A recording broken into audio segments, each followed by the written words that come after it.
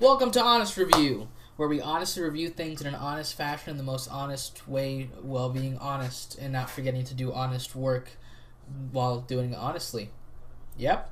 Today, I will be honestly reviewing I Expect You to Die. I Expect You to Die is a spy-themed VR puzzle game that doesn't hold back any punches and tries its best to fully immerse you in what it would have been like to have been a spy and who knows how fucking long ago, because I'm really bad with time periods. But anyways, let's get into the review. So, like I mentioned, I Expect You to Die is a VR puzzle game.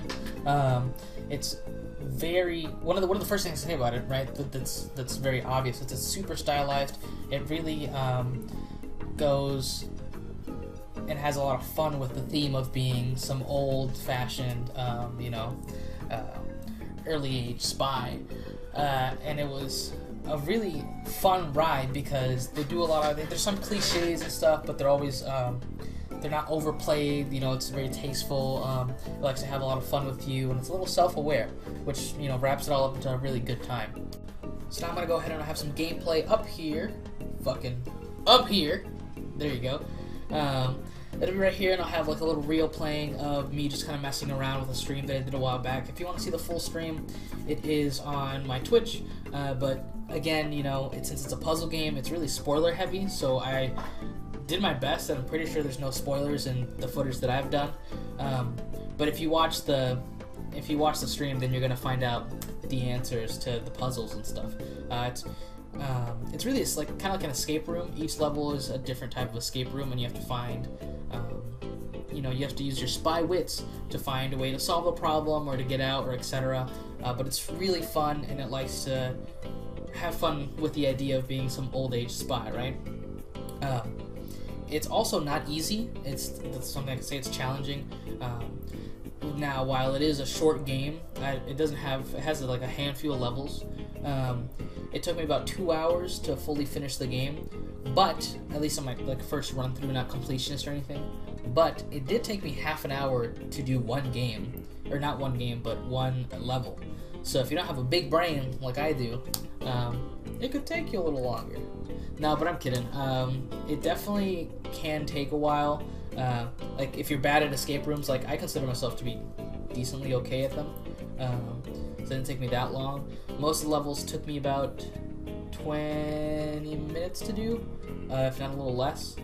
But there was definitely one where it took me fucking 40 minutes or so just to figure out how to get past it. But once I did, it was super rewarding and it was a good time. And the game has some things that feel really obvious for you to solve, right? But it has a lot of stuff, especially later, where it is not obvious, and you have to really go out of the box and really have a good time and try to get into this persona of being a spy, what they would do. So the price point is $25, which you might be like, that's quite a bit. I got mine on sale, so I paid like $15, I think it was. It was pretty worth for $15 now, although it was like 2 hours of game time. And if you do the math like I do, which is you divide the total number of money you paid divided by the number of hours you play, so that's 2 divided by 17 by 15 divided by 2, so it's about $7.50 per hour. But there's definitely still more to do in the game, and since it's VR, it's really immersive, and it's a more heightened experience than just regular games. And I'm probably gonna go back to it and play it some more. So I think it's pretty worth, at least for what I bought it at, 15. 25 does seem a little steep for a 2-hour quote-unquote campaign, but it is really replayable and stuff. Because after you finish it, you notice that there are certain things that you can do in each mission to get you extra souvenirs and bonuses and stuff. But that's some post-game stuff that I didn't really feel like doing, but I might go back to do someday. But besides the game being great because it was stylized, it ran pretty well. As far as I know, I couldn't fucking find one. I didn't find a menu for the game, which kind of sucked because I couldn't find subtitles.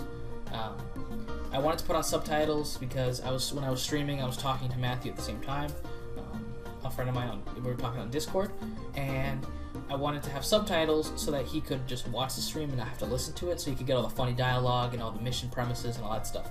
But I couldn't find an option for that, which sucked. And I don't know how they tackle that. I don't know if there's something I can set overall that gives VR games subtitles, or if it's just that specific one just isn't optimized. Because I'm thinking about like people that have hearing issues and need subtitles. Like I like subtitles a lot because I'm really scatterbrained, so I don't pay attention a lot of times, and I like to go back and read stuff so it really solidifies it in my head. But people who literally can't hear, they wouldn't really be able to enjoy the game because they wouldn't know anything that's going on. I could be totally wrong, and there could be a fucking menu, and I'm just an idiot. But as far as I saw, I didn't find one. It was just kind of like a little hub world thing, and the game just kind of started. Speaking of the game starting, one of my favorite things of the game, period, was the intro sequence. If you've seen any recent James Bond movie, probably the old ones too, but they have these long, cinematic, drawn-out intros that take advantage of the theme of the movie, and they have like a really cool vocal track and stuff. Well, I Expect You to Die takes it to a whole nother level because you're involved, right? You get to be at the center of the action the whole time, and it was super cool and definitely one of my favorite things about the game, period. Back to the controls, the mechanics were pretty solid. You not only play as a spy, but you also play with a spy that has telekinetic implants. So that's how they get around the whole thing of if something's too far away and you can't reach it, you just use your telekinetic powers to bring it to you. And it was I didn't think it was difficult to do stuff. If stuff was difficult to do, it was more due to user error and part of the charm of the game where you're supposed to be part of the difficulty is that it's in VR, so you have to use the headset and the controllers to move your hands around and stuff. So I don't think that's a fault of the mechanics, but more of as added on and part of the charm of the game. Because a lot of times it's difficult because you, as a fucking person, just aren't really well coordinated in VR.